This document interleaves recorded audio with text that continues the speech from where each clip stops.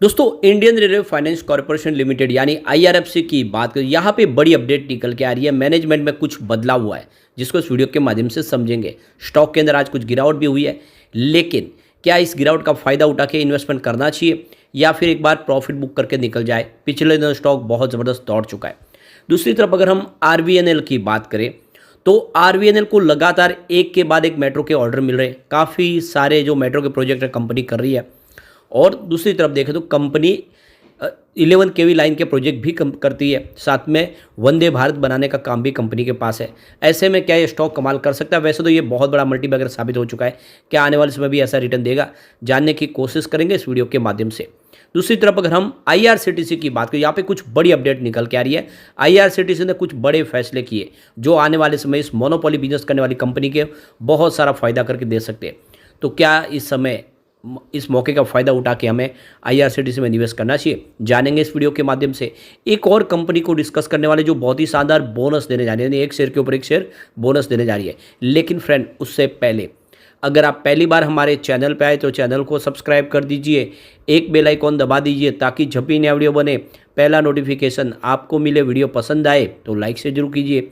चलो friends, video start करते हैं। मैं हूँ आपका दोस्त एस.बी. दवे और हमारे अपने चैनल ऑनलाइन कमाई में आपका बहुत बहुत स्वागत है।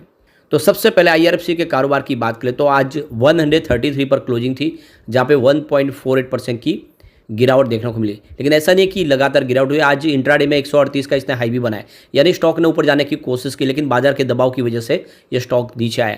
और आपको ये ध्यान रखना चाहिए कि ये लार्ज कैप कंपनी बन चुकी है और इसलिए चिंताजनक कोई बात नहीं है। निवेश इस मौके पर इस स्टॉक में किया जा सकता है। अब यहाँ पे पिछले 6 महीनों में इसने लगभग 80% का ज़बरदस्त रिटर्न दिया है। 75 के आसपास स्टॉक था और ये 200 तक जाके भी आया। तो देख सकते हो कि ज़बरदस्त रिटर्न के बाद प्रॉफिट बुकिंग की संभावना यहाँ पे बनी हुई है। अब इसके बीच में जो बड़ी अपडेट निकल के आ रही है, यहाँ पे देख दो कि आईआरएफसी के डेप्यूटी जीएम फाइनेंस सीआरओ ने इस्तीफा दे दिया है अपने पद से। तो देख सकते हो कि श्री स्वाचंद ने, जो डिप्टी जनरल मैनेजर थे कंपनी के, फाइनेंशियल रिस्क ऑफिसर है, उनका तरफ से जो इस्तीफा हुआ है, तो इसकी जानकारी एक्सचेंज को दी गई है। कुछ पर्सनल रीज़न की वजह से उन्होंने इस्तीफा दिया है अपने पद से और 20/3/2024 से देखें तो उनका इस्तीफा मंजूर हो चुका है और अब वो उनकी जगह पे किसी और को ये पद सौंपा जाएगा। तो कुल मिला के मैनेजमेंट में कुछ बदलाव हुआ है, इसकी जानकारी मिल चुकी है। एक जो बड़ी अपडेट निकल के आ रही है, जो महत्वाकांक्षी योजना है मुंबई अहमदाबाद बुलेट ट्रेन की, उसको लेकर जो अपडेट निकल के आ रही है कि 2026 में ये जो बुलेट ट्रेन है ये लॉन्च हो जाएगी, शुरुआत हो जाएगी। हमारे रेलवे मिनिस्टर अश्विनी वैष्णव की तरफ से डेट दे दी गई है। तो सूरत सेक्शन से इसकी शुरुआत होगी। और सबसे जो बड़ी गौर करने वाली बात है कि 508 किलोमीटर का जो ये रूट है ये 2 घंटे में ही कंप्लीट हो जाएगा। यानी जो इसकी स्पीड होगी बहुत ही ज़बरदस्त, यानी 320 किलोमीटर प्रति घंटे के हिसाब से स्टॉक पे ये जो है ट्रेन दौड़ेगी। और आप समझ सकते हो कि ये एक बहुत बड़ा एक रिवॉल्यूशन आने वाला है हमारे रेलवे के सेक्टर में। और ऐसे ही आने वाले समय दूसरी बुलेट ट्रेनें भी और शुरू की जा सकती है। तो बहुत सारा इन्वेस्टमेंट होने वाला है। और इसके अलावा भी देखें तो वंदे भारत हो या फिर अमृत भारत हो, नमो भारत हो, बहुत सारी ट्रेनें नई शुरू होने वाली है। पुरानी सारी ट्रेनों की जगह नई ट्रेनें लेगी और ऐसे में आईआरएफसी को बहुत सारा बेनिफिट हो सकता है। ऐसे में लॉन्ग टर्म इन्वेस्टर इस स्टॉक में निवेश कर सकते हैं। अब चलते हम आईआरसीटीसी की तरफ। 900 पर आज क्लोजिंग थी, जहाँ पे 0.71% की गिरावट देखने को मिली। कुछ दबाव में स्टॉक जरूर था और इस स्टॉक ने देख लो कि पिछले 6 महीनों में 34% का पॉजिटिव रिटर्न दिया है। 645 के आसपास था और पिछले कई समय के बाद जब रेलवे के शेयर दौड़ दिए नहीं दौड़ा, अब इसने कुछ दौड़ना शुरू किया है और अब तेज़ी के साथ आगे बढ़ने को तैयार है।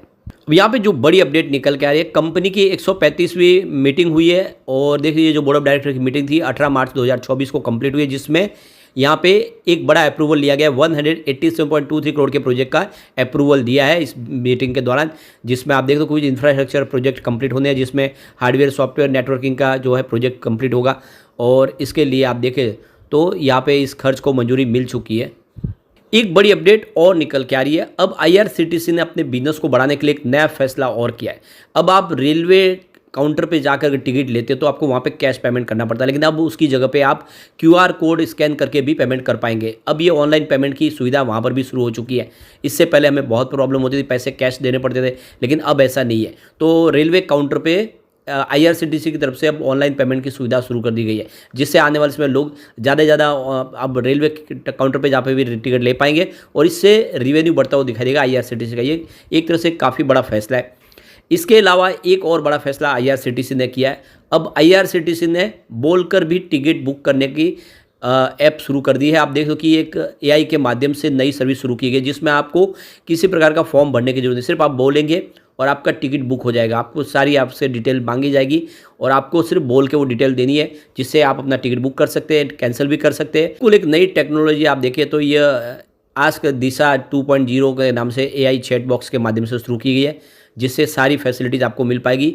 अगर कोई देख सकते कि लिख नहीं सकता तो वो आदमी भी अपना टिकट बुक कर पाएगा। ये काफ़ी शानदार है और इससे आने वाले समय IRCTC का बिजनेस बढ़ता हुआ दिखाई देगा।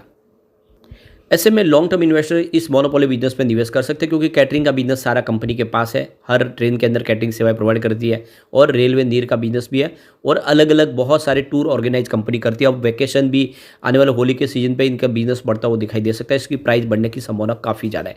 अब चलते हैं हम रेल विकास निगम लिमिटेड की तरफ। तो 238 पर आप देखते हो कि आज की क्लोजिंग थी। 2.93% की बड़ी गिरावट हुई। पिछले दिनों स्टॉक दौड़ा और अब यहाँ पे प्रॉफिट बुकिंग दिखाई दे रही है। वैसे पिछले 6 महीनों में इसने 50% का शानदार रिटर्न दिया है। 151 के आसपास स्टॉक था और ये 300 को टच करके आया। अब आप देख सकते हो कि ऑलरेडी काफ़ी ज़बरदस्त रिटर्न दिया, पैसे डबल हुए। वैसे स्टॉक 30 रुपये से दौड़ना शुरू हुआ था, बहुत ज़बरदस्त दौड़ चुका है। अब यहाँ पे कुछ दबाव देखने को मिल रहा है।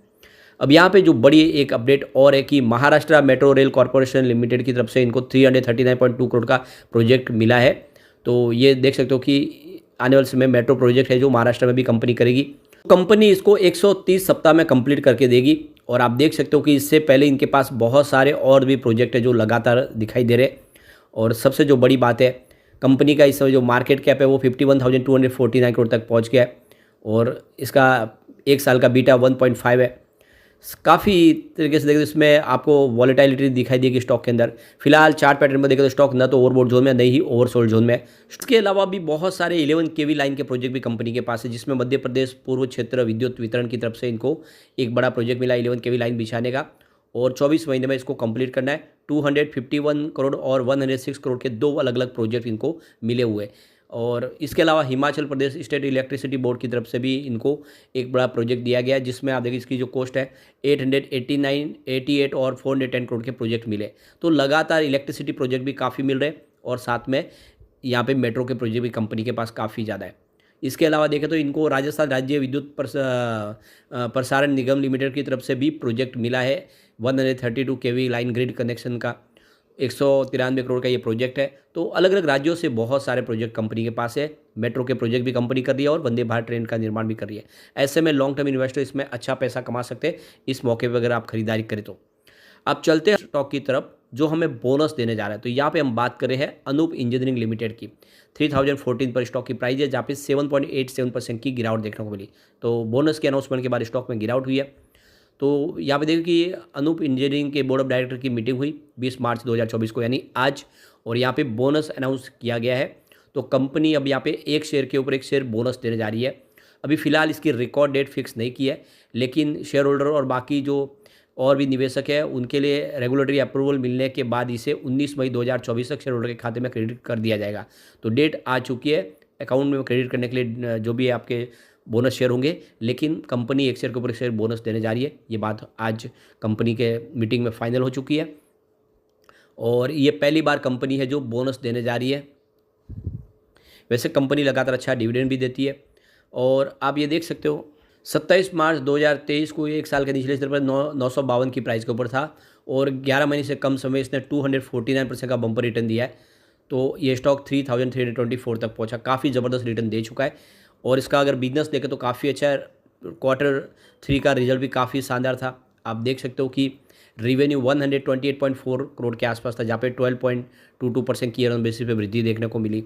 नेट इनकम 20.17 करोड़ के आसपास, जहाँ पे 45.32% की ईयर ऑन बेसिस पे हमें बढ़त देखने को मिली। और नेट प्रॉफिट मार्जिन 15.71% रहा, जहाँ पे 29.51% की ईयर ऑन बेसिस पे शानदार वृद्धि देखने को मिली। तो ओवरऑल देख सकते हो कि काफ़ी अच्छा बेहतर प्रदर्शन कर रहा है और ऐसे में आप लॉन्ग टर्म इन्वेस्टर तो निवेश कर सकते हैं, आपको भी बोनस का फायदा मिल जाएगा। लेकिन फ्रेंड, कोई भी इन्वेस्टमेंट करने से पहले अपने फाइनेंशियल एडवाइस बड़े ले ले या अपना खुद का रिसर्च करें, क्योंकि मैंने वीडियो आपके एजुकेशनल पर्पज़ के लिए ही बनाया। वीडियो पसंद आए तो लाइक से जरूर कीजिए और चैनल को सब्सक्राइब कर दीजिए। Thank you friend.